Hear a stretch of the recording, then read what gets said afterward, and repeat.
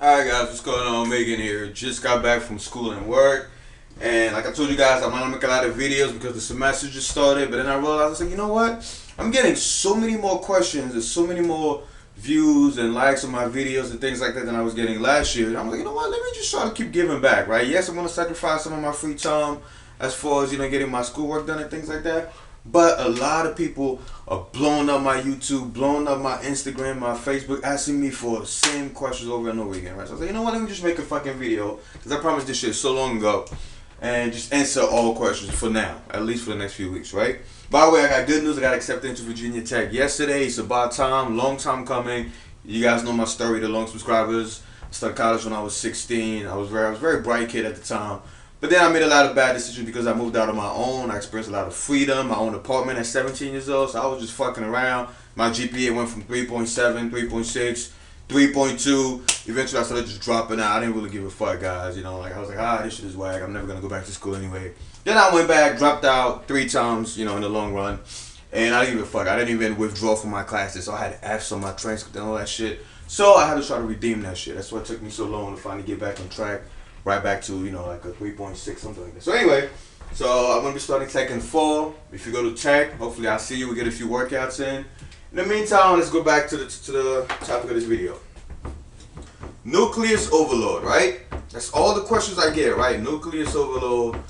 How does it work? I mean, even though I made videos about it, I know there's a lot of holes, a lot of gaps in the videos, right? So I'm going to try to answer the questions that I didn't mention in another video here. Before you watch this, please, because I'm trying to make these videos short, and you guys know I'm a fucking liar. All my videos are never short, right? I always say that, but they don't end up short. So to keep them short, I want to skip some details. So make sure before you watch that, you watch the video I'm going to put right here, right? Called, some shit. I'm just going to put it right here. I forgot what it's fucking called. So I'm going to try to make it fast and answer the question that I didn't answer before. As far as my cut, it's going really well. Like I said, I dropped down to 205. I was losing 2.4 pounds a week, which is a lot, which is way too much for me. So I'll try to take a break, maintain around 208. So I went from 205 back up to 208 to kind of like not lose too much strength. And now I'm cruising back down to 205 again. So I'm going to keep it so that by the end of the 12 weeks, I lost 1 pound a week or 1.5 pounds a week, not 2.5 pounds a week. That was way too much. So right now I'm at 205, down from 217. Not losing strength, but I'm losing that fullness, that glycogen storage in the muscle and all that shit, all the water. But A, B fucking D. Back to the fucking video. So that's how my cut was going. So Nucleus Overload. Now I called it Nucleus Overload because I don't know what the fuck to call it, right? You guys know I've been doing a lot of studies on this. I mean, a lot of research on this thing. A lot of fucking research from years. Even before I started bodybuilding, I was just looking and observing, doing my Batman shit. And it took me a while to compile all this shit, guys. And after trial and error, after observation, looking at natties, enhanced bodybuilders, fellow dudes at the gym, the bro science advice, all this shit, I was able to compile this fucking theory, right? I call it Nucleus Overload because I don't know what the fuck to call it. But assuming you watched that video I told you to fucking watch, I'm not going to explain what it is. And the main question is, people tell me, why do we have to take that time off? Why do we have to take that time off after overtraining the muscle every single day with that much frequency? Why do we have to take that time off? Why is that important? I told you guys, if you don't take that time off, you might still grow, but you sacrificing the fuck out of your gains. You missing out on the big opportunity to get that fucking swell, like that video I told you about, like that fucking fast ass growth that makes people tell you like, what the fuck did you do, whatever. So you gotta take that time off, and the reason why is because of mTOR. I also made a video about mTOR. I'm gonna try to put it right here. I made a video about mTOR. I explained to you guys how mTOR works. It stands for the mammalian target of rapamycin, I think, back from my biochemistry studies. I like studying biochemistry just on my spare time. But all it is, it's the enzyme. It's the main guy responsible for getting you sore, right? It's the main guy that starts protein synthesis, protein building, muscle building. And studies have shown that in humans and rats and whatever, that before you start working out, it's responsive, right? It's responsive to training, right? That's why when you start lifting, you put on gains super fast, right? It's very responsive in the beginning. And with every subsequent workout, it becomes less and less responsive. So let's say the first time you train, boom, mTOR starts revving up like an engine, helps your body synthesize muscle tissue, you put on gains, right? But the longer you keep training, your body eventually stops adapting. I mean, that's basic evolution, right? Your body just adapts to be able to perform whatever task you're trying to get it to do. Once your body's able to perform that task, it stops changing.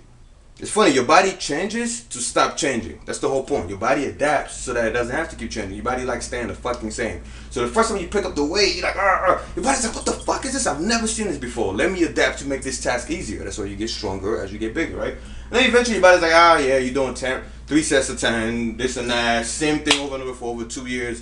I don't know what the fuck I'm expecting. I'm not changing. I made enough gains to be able to handle that. So eventually mTOR on the micro level becomes less and less responsive. Same thing with rats too. They tried it on rats. The fuckers, you put them on a little, I don't know, hamster wheel, whatever you fucking call it. Put weights on them bad boys. They start hypertrophying. They start gaining muscle. But after a while, they started to look at mTOR and it's no longer responsive. And the rats stop getting swole. Right? So then they find out that when you detrain the fucking rats, not deload, detrain, meaning you stop training the motherfuckers for up to 12 days and more, and you put them back on the same training system, in fact, you don't even have to increase the weight. They don't even have to progressively overload. You just put the rats back on the same training thing. After the break, boom, the hypertrophy not only comes back, but surpasses the previous rate. So let's say they grew up to level 50, you detrain them, they go down probably 45, 40, as far as muscle mass, right? When you put them back, they don't go back to 50, they go to like 60, 75, and even more. So, and then the same thing works for humans, right? But a lot of you, I don't know if you ever tried that, but try working out, because I find it by accident. I used to see guys come to the gym all the time, they would train every fucking day, they would get sore to a point, but then they would plateau for a long fucking time. And even though they kept increasing the weight, getting stronger, increasing the calories, they still look the fucking same. But then they would take a break by pure accident. Let's say the gym closed, or like this, because we used to work out at CSI. Let's say the college closed, or the person lost his membership, whatever, or they had to go away to like Barbados or whatever. Every time these fuckers came back, and it happened with so many of my friends. When they would come in, they're like, oh, I can't wait to get back in the gym.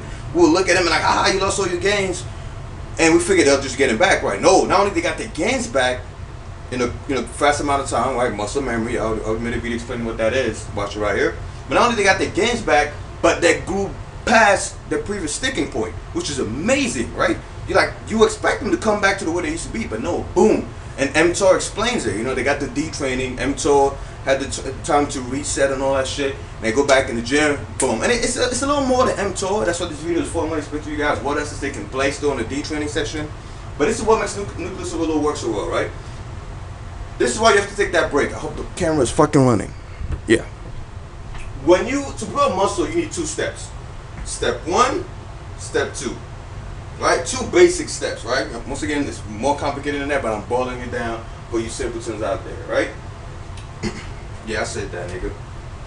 Step 1 is, I want to compare it to building a castle or cooking. Yeah, to cooking. Pretend you're cooking something. You always have 2 steps, the prep phase and the actual cooking, right? The prep phase is when you put your onions, you dice up your carrots, your tomatoes, all that shit.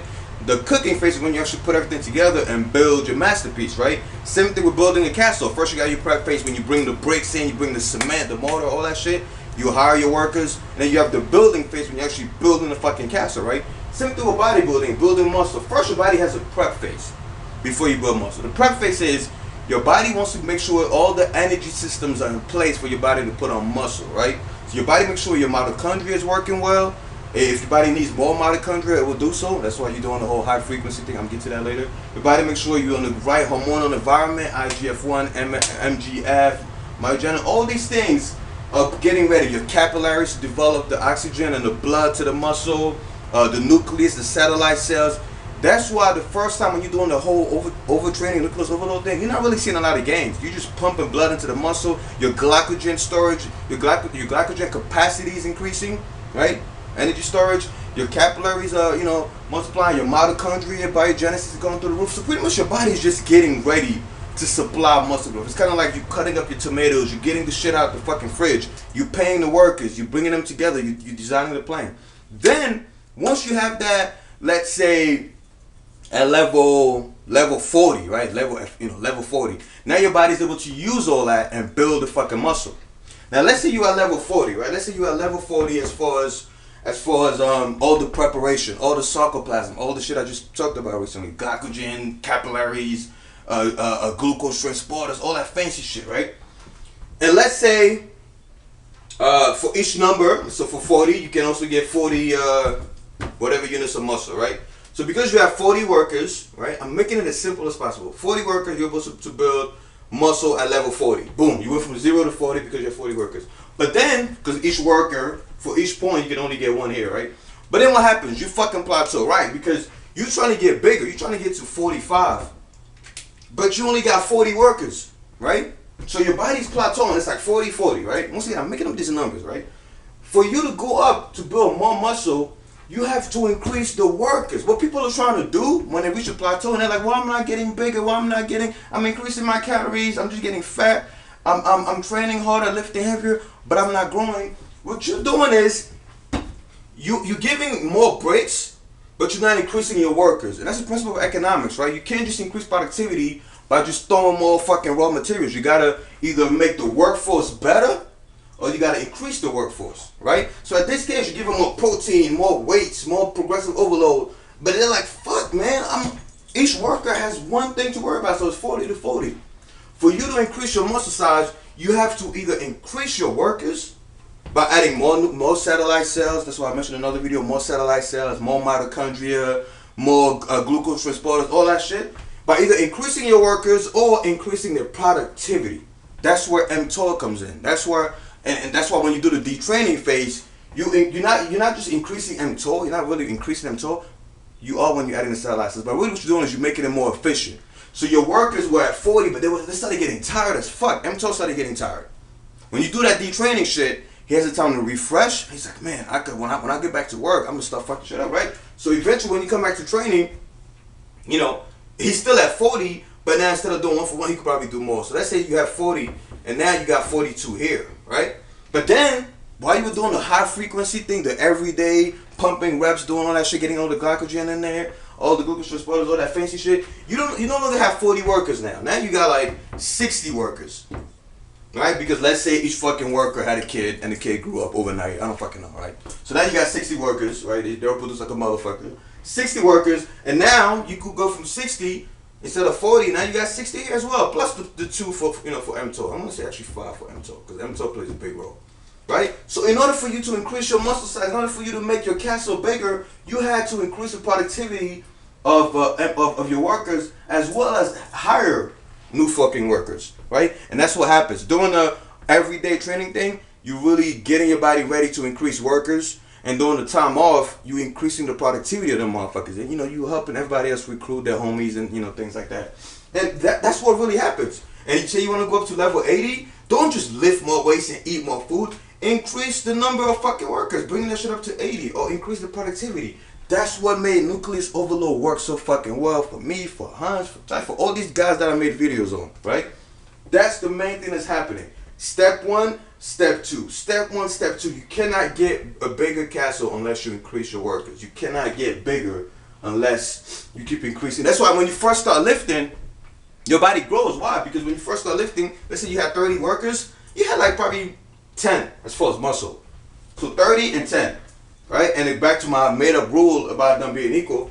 When you started working, it was easy to go from 10 to 30, right? Because you already had the workers. But then you hit that plateau where each worker simply can't do more, right? So that's where you go back to that whole, increasing thing. What else I gotta tell you? How long is this fucking video? I hope it's not fucking 10 minutes, man. 13 fucking minutes. All right, guys. Hope that answers the question as to why you gotta take the time off phase. If I missed something, type video question before you comment and type the question. I'm gonna try to answer in a separate video. But this is the magic of Nucleus Overload. That's why it works so well. You train every day. High volume, high reps, all that shit. Not too heavy, also not too light. Get all the workers ready. The satellite cells, IGF, all this shit goes in, right? All the new nucleus. Every time a nucleus goes into a muscle, it donates. Every time a satellite cell, which is a stem cell, goes into the muscle, it donates a new nucleus. With that new nucleus, you have a new mTOR, new all that shit, right? So you're doing this for doing the 4-week over-training phase. Then when you take a break, mTOR gets to reset, and then boom, it starts to blow up, right? So there goes Nucleus Overload in the fucking 13-minute nutshell. Make sure you watch all the other videos I mentioned. That's why, because this video is not even, I'm just scratching the surface, right? I didn't even mention everything, but make sure you watch the other videos where all the details and how I came up, how I discovered this shit, right? By pure accident. That's why you're not gonna see a lot of studies on this shit, because it's very hard to find motherfuckers to volunteer and train every fucking day. It's hard fucking work. And most people don't want to do that. Not only that, it's also hard because studies on beginners don't give you the same result as studies on people that have been training for a long time. Like, people that have been training for a long time don't want to take risks. They don't want to try something that magazines told them not to fucking do. So it's hard to find the science of this. That's why it was very hard for me to discover this thing. I had to put together things from left and right. So I take a lot of pride in this shit because it changed my fucking life, guys. I'm making phenomenal gains. I'm growing faster now than I was growing when I first started. I talk too fucking much. Alright, guys, Team 3DAlpha. Ask me if you got any questions. And stay tuned for... I'm not making a part two to this. No, I'm not. Oh! One more thing. Bear with me. One more thing I had to tell you guys. Some of you guys like long videos anyway. Shut the fuck up. One more thing I had to tell you guys is... that's also the reason why... Oh, I'm gonna keep that for a separate video. Yeah. Because that's a big discovery. That's a very big discovery. Yeah, guys, I got cut off. So I'm going to keep that for a second video. Once again, thanks for liking the videos. Thanks for commenting, sharing, all that good shit. The channel grew a lot since I started it. We were at, you remember, guys, the 88? I will never forget that number. When I hit 88 subscribers, it was the best day of my life. I was like, yeah, I got 88 subscribers. And now, look where we at now. Thanks, obviously, to the support of the other YouTube channels. You guys, liking and sharing and things like that. We at 28, I think 29. Fucking stop looking, but like we almost at 30,000 guys from 88 subscribers. Puny million at 88 subscribers to 30,000. Right, we grew to impact a lot of fucking people. Right, I love seeing the messages every fucking day. All the people that saying, "Oh, you changed my life," through the motivational videos, through the advice, through the crazy research that you did.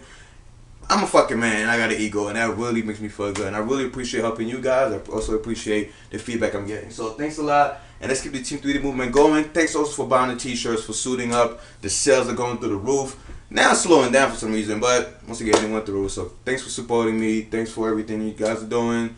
And I'm going to keep making videos as long as I can in spite of my busy schedule, right? Because you guys are my YouTube family, right? I'm out.